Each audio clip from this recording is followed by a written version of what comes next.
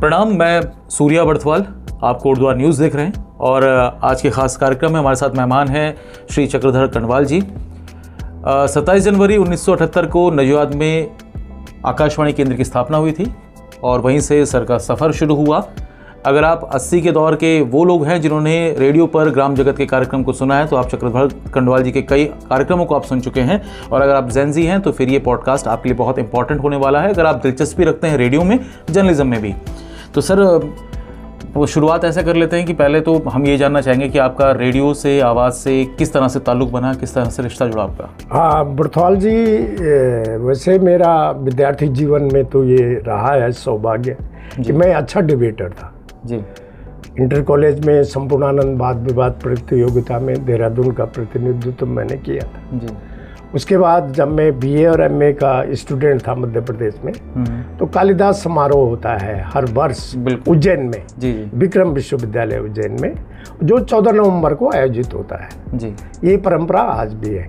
उसमें भी मैं डिबेटर था और अपने विश्वविद्यालय में मैं लगातार 4 साल तक बीए और एमए में बेस्ट डिबेटर हिंदी में जी रहा करता था। तो एक तरह से वो शौक था बोलने का और धीरे धीरे एक अभिरुचि भी थी। यद्यपि मेरा जो सफ़र था या जो इच्छा थी शुरू में अध्यापन में थी, लेकिन मेरा दुर्भाग्य रहा कि अध्यापन में मुझे मौका नहीं मिला जी। और एमए करने के बाद मैं चंडीगढ़ में एक हिंदी दैनिक में मैंने काम करना शुरू किया जी। वहाँ से ये यात्रा शुरू होती है पत्रकारिता की जी। तो 2-3 साल इमरजेंसी के दौरान और उसके बाद भी मैं कार्य करता रहा, सहायक संपादक हिंदी जी। उसके बाद आकाशवाणी में कुछ पद निकले लखनऊ आकाशवाणी केंद्र के सौजन्य से, जिसमें कि मैंने भी अप्लाई किया। तो उसमें संपादक स्क्रिप्ट जी, आलेख संपादक की भी पोस्ट थी। मेरी धर्मपत्नी पहले ही से शिक्षा विभाग में कार्यरत थी, यूपी शिक्षा विभाग था उन दिनों जी जी। तो लाजमी तौर पे मैंने प्रेफर किया कि मैं आराम से अगर नजेबाद में सेवा शुरू करूं तो दोनों पति पत्नी भी ठीक रहेंगे और अपना गृहस्थ जीवन भी ठीक चलेगा। यही सोचते हैं कि हाँ ठीक है ना। ईश्वर की कृपा से उसमें मेरा चयन हो गया जी जी। और इसके पश्चात मेरा चयन आकाशवाणी निजामाबाद में हो गया जी, एज ए स्क्रिप्ट एडिटर। अच्छा, आप पहले एज अ स्क्रिप्ट राइटर गए, बाद में अनाउंसर हुए? हाँ, नहीं, अनाउंसर का तो मेरा पद नहीं था। अच्छा, मैं स्क्रिप्ट एडिटर था। अच्छा अच्छा। लेकिन उस समय तत्कालीन जो केंद्र निदेशक थे, स्टेशन डायरेक्टर शिव कुमार शर्मा जी जी जी, चंडीगढ़ के रहने वाले थे। उन्होंने कहा भाई आपको गढ़वाली आती है जी? मैंने कहा हाँ आती है जी। और गढ़वाली का उस समय कंपेयर नियुक्त नहीं हुआ था, तो उन्होंने ये मुझे दे दिया बिल्कुल कि भाई आप गढ़वाली कार्यक्रम प्रस्तुत करेंगे और इसका ये आपकी ही ड्यूटी में शामिल रहेगा। बिल्कुल बिल्कुल। इसके लिए कोई ओवर टाइम नहीं मिलेगा। हाँ जी, आपको ये प्रतिदिन करना है, जो करना है इसी में करना। हाँ, तो आकाशवाणी की ड्यूटी करने के पश्चात 5:30 बजे उन दिनों कार्यक्रम होता था गढ़वाली कुमाऊनी में। अच्छा। और जौनसारी में ग्राम जगत कार्यक्रम, जी। जो बाद में 7:30 बजे शाम को शिफ्ट हो गया जी, कुछ दिनों बाद। तो बर्थवाल जी, ये मेरा सौभाग्य रहा है कि माइक्रोफोन पब्लिसिटी मुझे बहुत अच्छी मिली। जी जी। मैं बस यहाँ पे एक छोटा सा टोकना चाहूँगा, जो दर्शक हमारे जो युवा हैं, क्योंकि सर हम आपके पास भी आप भी पढ़ाते हैं, डिग्री कॉलेज में छात्र आपके पास आते हैं और कई सारे लोगों की या अभिभावकों की इंक्वायरी होती है कि हमारे बच्चे बोलते अच्छे हैं, डिबेट में हिस्सा लेते हैं और ये थोड़ा जर्नलिज्म में जाना चाहते हैं। तो आप समझ रहे हैं कि चक्रधर कण्डवाल सर का जो एक करियर शुरू हुआ था, पहले वाद विवाद डिबेट किससे बने, वहाँ से मौके मिले, फिर उसके बाद आकाशवाणी गए, तो सर को जो मौका जिस तरीके से मिला सर ने उसको ग्रैब भी किया। तो हम इस चीज़ों को आपके जीवन से सीख भी सकते हैं। सर, पहली बार जब आपने माइक संभाला था तो तब आपका अनुभव कैसा था, कैसा लगा था आपको उस वक्त? हाँ, पहली बार आप आकाशवाणी में, हाँ सर, माइक तो कई बार आकाशवाणी वाला माइक, ऐसी सेम सराउंडिंग्स, बिल्कुल। ये 1978 की ही बात है जी जी, और अक्टूबर नवंबर की बात है। तो जब उन दिनों बर्थवाल जी एक उत्तरायण कार्यक्रम आता था लखनऊ से, अच्छा, जो शॉर्ट वेव पे प्रसारित होता था जी, शाम को जी। उसमें जीत जरदारी जी, जिज्ञासु जी और नित्यानंद मैठानी जी, इन तीनों का ग्रुप गढ़वाली कुमाऊनी और कुमाऊनी में बोलता था जी जी। उससे पहले गढ़वाली में मुझे याद नहीं कि कोई प्रसारण किसी केंद्र से हुआ हो जी। उसके पश्चात पहले हाँ, आकाशवाणी नजियाबाद से पहले प्रसारक रहे हम लोग। और शुरू में आप जानते हैं कि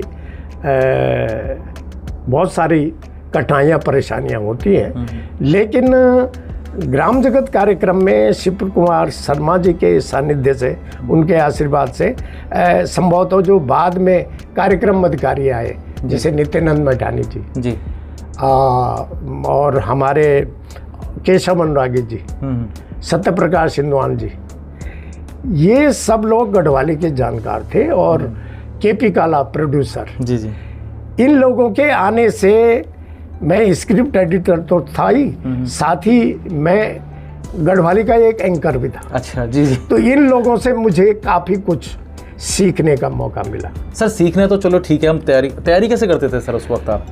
तैयारी ये है कि रेडियो की तैयारी में शेड्यूल होता है। अच्छा। प्रत्येक दिन का कार्यक्रम, कुछ टॉपिक होते हैं जो कार्यक्रम अधिकारी और उसमें काम करने वाले कंपेयर या एंकर वो तैयार करते हैं कि आज के मेन टॉपिक क्या क्या होगा। जी जी। कई बार हम OB बेस्ड प्रोग्राम देते हैं। अच्छा। बाहर से रिकॉर्ड किया हुआ लाया हुआ, जो हम जब क्षेत्र में जाते हैं। कई स्टूडियो बेस्ड कार्यक्रम होते हैं। जी जी। कई बार उसमें साहित्य के कार्यक्रम भी होते हैं जी। गढ़वाली कुमाऊनी साहित्य की जी, कहानी, कविता, निबंध, जी जी, ड्रामा, इस प्रकार के बहुत सारी स्क्रिप्ट उसमें समाहित होते हैं। आधे घंटे के कार्यक्रम में ये एडजस्ट करना कार्यक्रम अधिकारी का काम और कंपेयर और एंकर का काम है जी। उसको किस तरह से सेट करना है। तो इस प्रकार से पूरे हफ्ते भर का शेड्यूल बनता है जी, सूचीबद्ध होता है। और कई बार हम उनमें कार्यक्रम को रोचक और ज्ञानवर्धक बनाने के लिए जी जी, बाहर के कुछ एक्सपर्ट्स को भी बुलाते थे। अच्छा। गढ़वाली साहित्यकार है जो भेंटवार्ता जैसी चीजें, हाँ, भेंटवार्ता के इंटरव्यूज वगैरह। हाँ जी हाँ, इसके माध्यम से कोई कहानीकार है उसकी कहानी, कोई कवि है उसकी रचनाओं से इस तरह से समाहित करते थे और उससे अपना भी ज्ञान बढ़ता था। बिल्कुल। और रेडियो में साहब सबसे बड़ी जो अच्छी बात है जी, आवाज जिसको आपने आवाज का जी जी, आवाज एक रॉ मटेरियल है जी, जब तक आप उसको फिनिश न करें, फिनिशिंग जी जी, वो कैसे जब तक उसमें थोड़ा सा समझाएं आप। हाँ, मतलब क्लास समझ लीजिए, पॉडकास्ट नहीं है, क्लास। आप देखो, और रेडियो में गांव में भी हम बहुत सारी बातें बोलते रहते हैं। हमारी महिलाएं गाली गलौज भी करती हैं। हाँ बिल्कुल, वो रॉ मटेरियल होता है आवाज का। जी जी, हाँ सही बात। उसमें कोई तमीज तहजीब कुछ नहीं और कोई सीमाएं नहीं, कोई सीमाएं नहीं, ऊंचा सुर होना चाहिए। हाँ, है ना। लेकिन रेडियो में और हमारे कम्युनिकेशन में जी जी, जो एक प्रकार का कम्युनिकेशन जो सफल कम्युनिकेशन है उसमें कुछ सीमाएं हैं, कुछ पैरामीटर्स हैं। जी जी, पैरामीटर्स ये प्राय हम ये सोचते हैं कि 1 मिनट में हम कितना बोलते हैं। सबसे पहले बिल्कुल बिल्कुल स्क्रिप्ट तभी तो बनेगी। बिल्कुल बिल्कुल सही। तो प्राय हमारे जो पुराने कम्युनिकेटर एक्सपर्ट्स हैं उनके अनुसार 1 मिनट में एक आदमी 170-180 शब्द ऑर्डिनरी टाइम बोलता है साधारणतः। अगर वो थोड़ा सा डिस्कशन में है, वाद विवाद में है, उसकी थोड़ी सी स्पीड बढ़ जाएगी, वो 1 मिनट में 200 शब्द बोलेगा। हाँ बिल्कुल बिल्कुल सही बात है बिल्कुल सही बात है। अब जैसे हमारे यहाँ डिबेट कंपटीशन कॉलेजों में होता है, डिबेट में भी ये स्पीड बढ़ जाती है। भाषण प्रतियोगिता में भाषण की स्पीड 170-180 है पर मिनट एक व्यक्ति जी, एक पैरामीटर से। इसी प्रकार से कमेंट्री, अब आप देखिए कमेंट्री का मिजाज, बिल्कुल, अगर फुटबॉल की या हॉकी की कमेंट्री है तो भाई साहब 300 शब्द प्रति मिनट होंगे। अगर कहीं आपने जसदेव सिंह जी की कमेंट्री सुन ली जी, जो इंदिरा जी ने सुनी थी कुआलालंपुर में जी, जो वर्ल्ड हॉकी का आंखों देखा हाल था जी, जी, वो एक ही दिन में अनाउंसर एंकर से डिप्टी डायरेक्टर स्पोर्ट्स बन गए। तो ये कम्युनिकेशन का बिल्कुल कमाल है जी, जी। तो ये सारी, और उसमें हम ये समझते हैं कि जब हम बोले हाँ, तो उसमें तमीज होता है जी, अनुशासन होना चाहिए, एक पैरामीटर्स होना चाहिए। हम अपनी भाषा से, अपने कम्युनिकेशन से किसी को आहत करने का हमें अधिकार नहीं। सर इसमें एक चीज़ पूछना चाह रहा हूँ मैं, क्योंकि अब वो रेडियो का दौर था जी हाँ, अब वो थोड़ा सा जब मॉडिफाई हुआ तो अब वो FM का दौर भी हो गया जी हाँ, ठीक है। अब जो हम जिन अनाउंसर्स को हम सुनते हैं या रेडियो जॉकीज़ को हम सुनते हैं या जो भी कंटेंट हम सुन पा रहे हैं, तो आपको ऐसा महसूस होता है कि जो पहले अदब हुआ करता था भाषा में, जो संयम होता था या जो अनुशासन होता था हमारी स्पीच में, वो अब थोड़ा सा आपको कम महसूस होता है या फिर ये वक्त के हिसाब से? बड़थवाल जी, आपने बहुत अच्छा प्रश्न किया है जी। कम्युनिकेशन इतना डेवलपमेंट हो गया है आज जी, आज के ज़माने में। हमारे इक्विपमेंट जी, हमारे माइक्रोफोन्स, बिल्कुल, हमारे जितने भी तकनीक है और इक्विपमेंट है, इसमें बहुत ही प्रोग्रेस हुई है जी।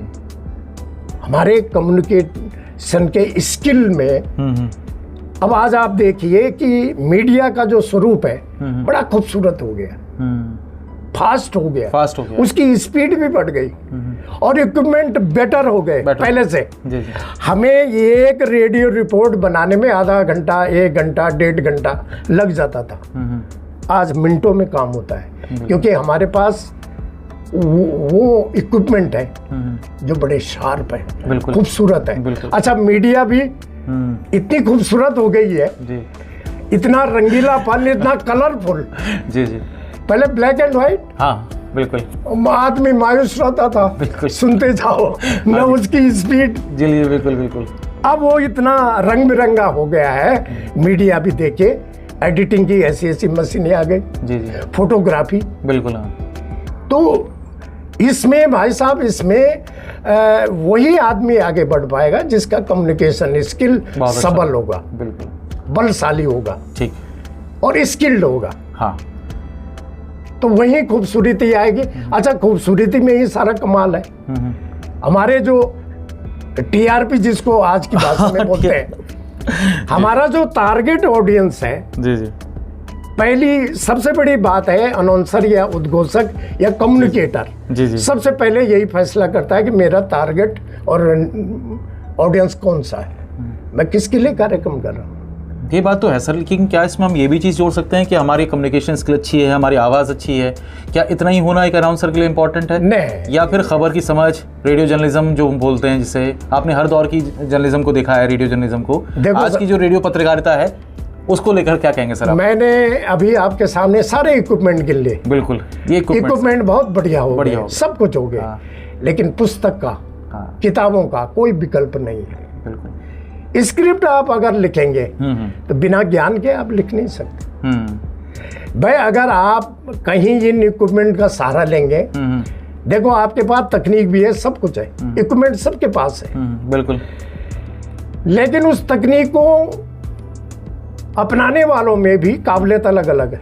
बड़थवाल जी जब उसका उपयोग करेंगे तो बड़थवाल जी हो सकता है 90% अंकित कर ले, बिल्कुल, लेकिन वही इक्विपमेंट मेरे हाथ में आएंगे तो पता लगा मैं 50% भी काम नहीं कर पा रहा हूँ जी, जी। तो सैनिकों की काबिलियत पर युद्ध तय होता है, जीता जाएगा या हारा जाएगा, कि वो किस विजन में जी रहा है जी, जी। ये और उसकी काबिलियत क्या है जी, जी। ये है सारा दारोमदार। अब जैसे अब FM है, पॉडकास्ट शुरू हो चुके हैं, तो अब बदलते दौर में क्या है कि आदमी सुनने के साथ साथ देखना भी पसंद कर रहा है, पॉडकास्ट वगैरह, मोबाइल है हमारे हाथ में, हालांकि इस बीच में पॉकेट एफएम स्टोरीज बहुत चल रही हैं और बहुत पॉपुलर भी हैं और पहाड़ों में भी हैं, लोग रिकॉर्ड करके वो स्टोरीज सुन रहे हैं जो है। तो ये पॉकेट एफएम या ये बदलता दौर जो आप देख रहे हैं, ये आज का रेडियो है एग्जैक्टली, या रेडियो का जो पुराना अस्तित्व था वो अभी भी है, उसको हटाया मिटाया या भुलाया नहीं जा सकता?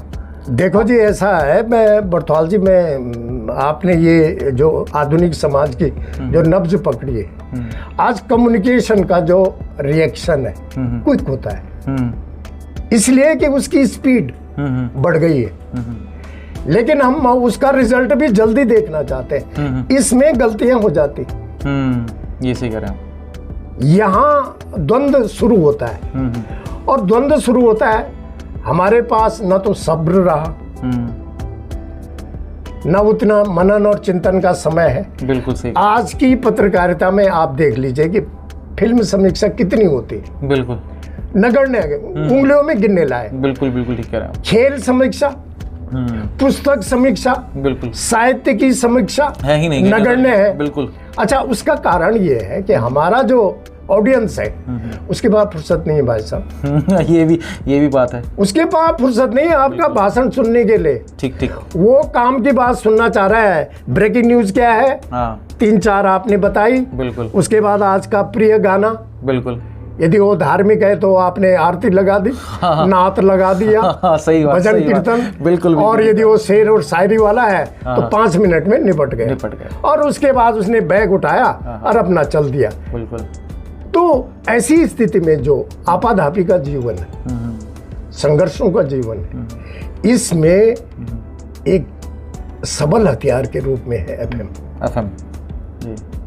अच्छा, एफएम में सहूलियत दे के आपकी गाड़ी में है, आपके मोबाइल में है, आपको आगाह भी कर रहा है, बाएं चलो दाहिने चलो, दिशा नियंत्रण, बिल्कुल, मौसम का हाल, और आपको साथ साथ वो जो क्विक इंफॉर्मेशन है वो आपकी टिप्स में है। बिल्कुल। तो ये तो है, इसका है। अब देखो, हमारे जमाने में देखो 2 प्रकार के रेडियो स्टेशन होते थे, शॉर्ट वेव और मीडियम वेव। अब शॉर्ट वेव में जो जिग जैग वाला होता था, पहाड़ों पे ऊंचे पे, ये तो कभी कभी रेडियो पकड़ता था, नीचे आ गया तो वो खाली हो गया, खाली हुआ था। सही बात। मीडियम की स्पीड कुछ थी, साफ था, तो उसको भी देखा, लेकिन वो लॉन्ग रेंज में नहीं था। शॉर्ट वेव सुनाई देता था, यहाँ से देवाल, बद्रीनाथ, नीतीमाणा, इन घाटियों में भी, लखनऊ से सुनाई देता था, लेकिन वो डिस्टर्ब रहता था। अब एफएम का ये है कि एफएम क्रिस्टल वॉइस है, सब कुछ साफ है, लेकिन भाई साहब उसकी रेंज बहुत छोटी है, रेंज छोटी है, 15 और 20 किलोमीटर की रेंज में है। तो हर साधन के अपने मेरिट्स भी हैं, डिमेरिट्स भी हैं। एक चीज इसमें जोड़ना चाह रहा हूँ, क्योंकि उत्तराखंड सरकार जो है ना, कम्युनिटी रेडियो को लेकर भी कई सारे कदम उठा रही है, सब्सिडाइज योजनाएं भी हैं।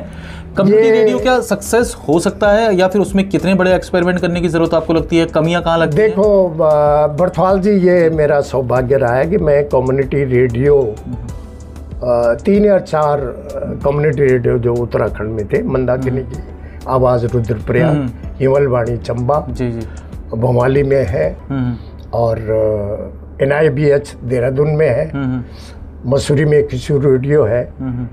इनके प्रारंभिक अवसरों के साथ मुझे काम करने का मौका मिला, और जब ये स्टार्ट हो रहे थे, मंदाकिनी की और हिमलवाणी के नेगी बंधुओं से जो ओनर थे, फोर्ड फाउंडेशन द्वारा उनको मदद दी गई, और उन्होंने स्थापित किया, और बहुत अच्छा।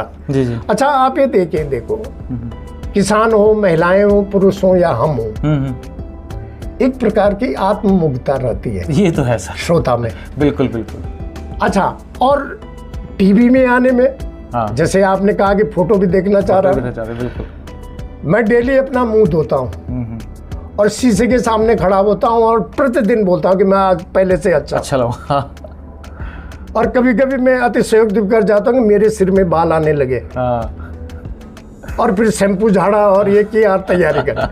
बिल्कुल। इसी प्रकार से हमारा श्रोता या पाठक या हमारा व्यूअर, दर्शक, श्रोता और पाठक, तीनों की अपेक्षा रहती है कि उसका चेहरा कुछ नए परिप्रेक्ष्य में दिखाई दे। बिल्कुल। और उसके प्रति उसकी आत्ममुग्धता रहती है, आत्ममुग्ध रहता है। बिल्कुल सही बात है। किसान जो काम कर रहा है वो ये देखना चाह रहा है कि मेरे किसानी का लाभ मुझे तो मिला प्रॉफिट के रूप में, लेकिन अन्य लोगों के पास गया या नहीं गया वो अपने कानों से, अपनी आंखों से देखना और सुनना चाहता है।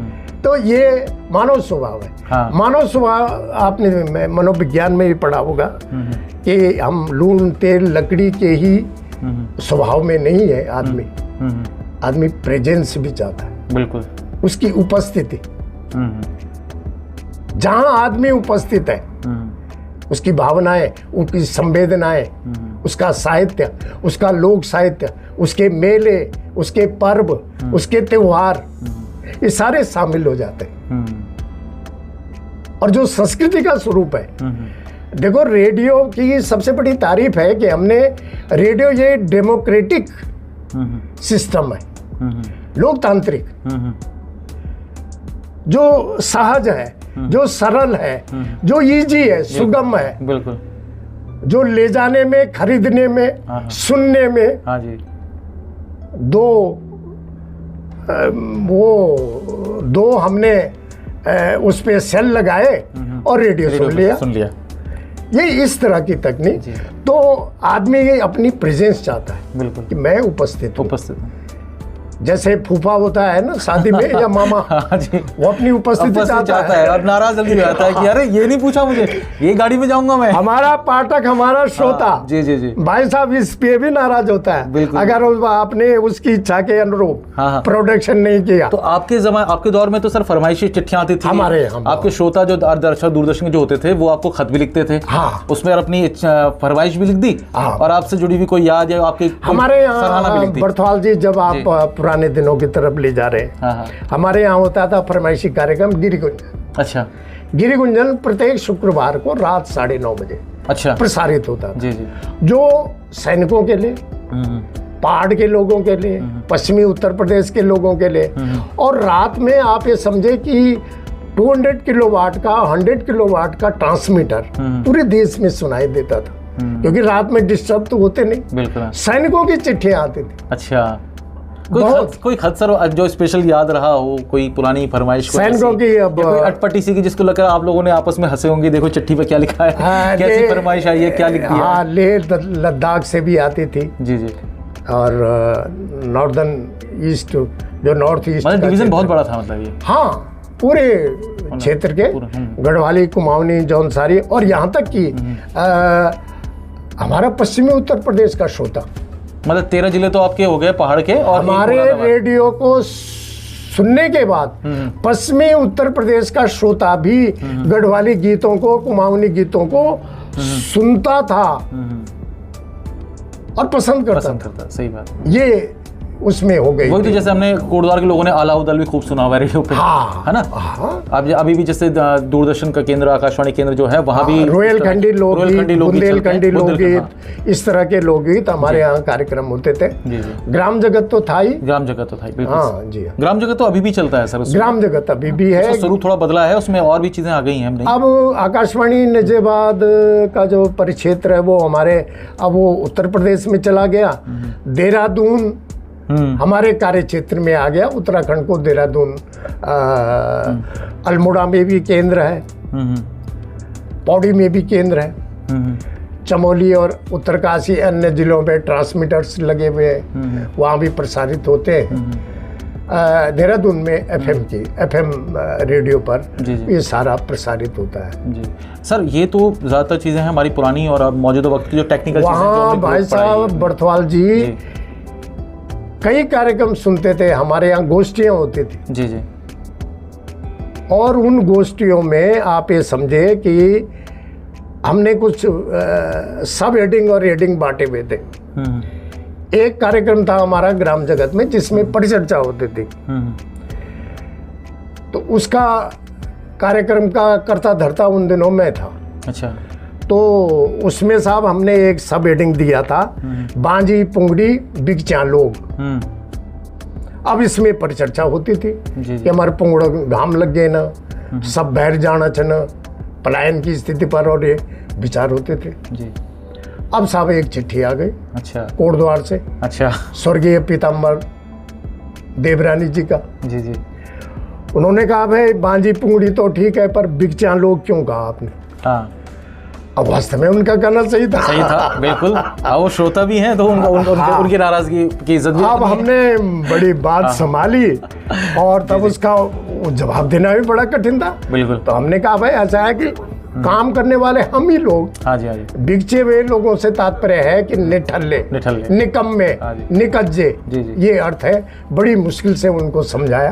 अब उस परिचर्चा में कर्म भूमि के संपादक भैरवदत्त धूलिया जी, ललिता प्रसाद नैथानी जी, गढ़ गौरव के संपादक कुंवर सिंह नेगी करमठ जी, हाँ जी, मुकुंदलाल बैरिस्टर जी, ये सब इन्वॉल्व हो गए। जब उन्होंने ये परिचर्चा ये सुनी और इसकी चर्चा सुनी तो देवरानी जी ने झंडे और डंडे के साथ उठाया। अब ये बहुत मजा आया मुझे। अभी तक इन महापुरुषों का आशीर्वाद, ये लगता है कि इन लोगों का आशीर्वाद हम लोगों को मिला, हमारे केंद्र को मिला। जी सर, आपने आज वक्त दिया, बहुत सारी चीज़ों पर बात करनी थी, रह भी गई हैं, कुछ समय की अपनी सीमाएं हैं सर। जी हाँ, फिर चर्चा करते रहेंगे इस पर।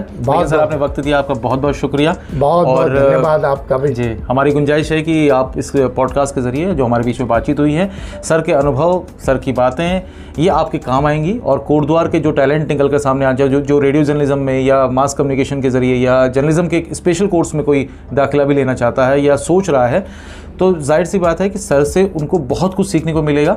और सर आपने वक्त दिया, आपका बहुत बहुत शुक्रिया। Thank you. धन्यवाद।